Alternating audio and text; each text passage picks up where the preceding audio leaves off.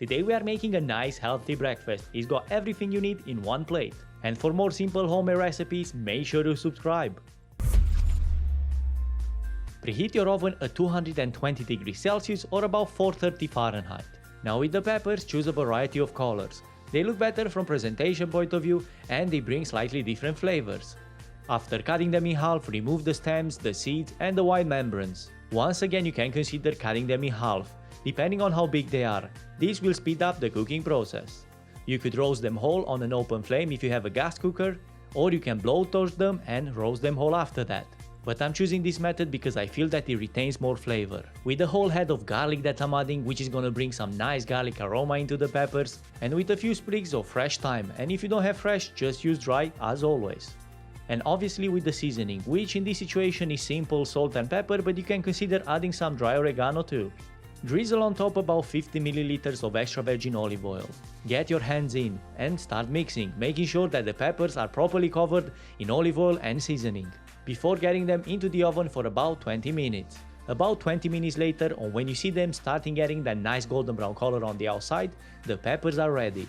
Now till they're still hot, add them into a bowl and wrap the bowl in cling film. This will make it easier removing that tough skin from the outside. 10 minutes the peppers are resting. Let's make some poached eggs. Set a pot of water with a touch of salt in it and 2 tablespoons of white wine vinegar.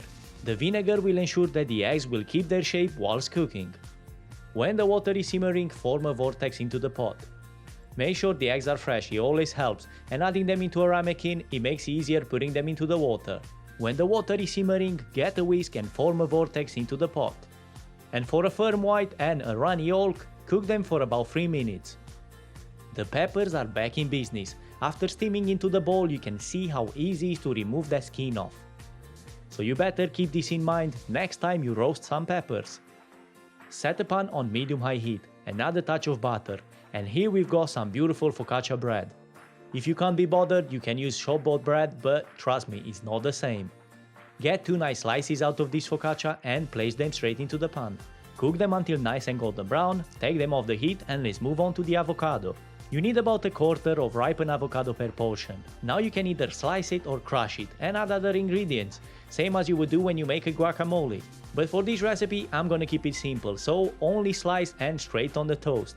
Make sure you add some acid on that avocado because it will oxidize quickly and it will turn brown and you don't like that color, trust me.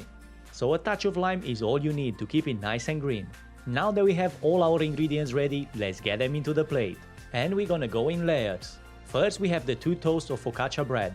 After that we're going with a layer of sliced avocado, following by the roasted peppers. And you might want to consider getting them into smaller pieces. You can either slice them or just breaking them apart. Some feta cheese, which works perfectly with the roast peppers, just crumble a bit on top.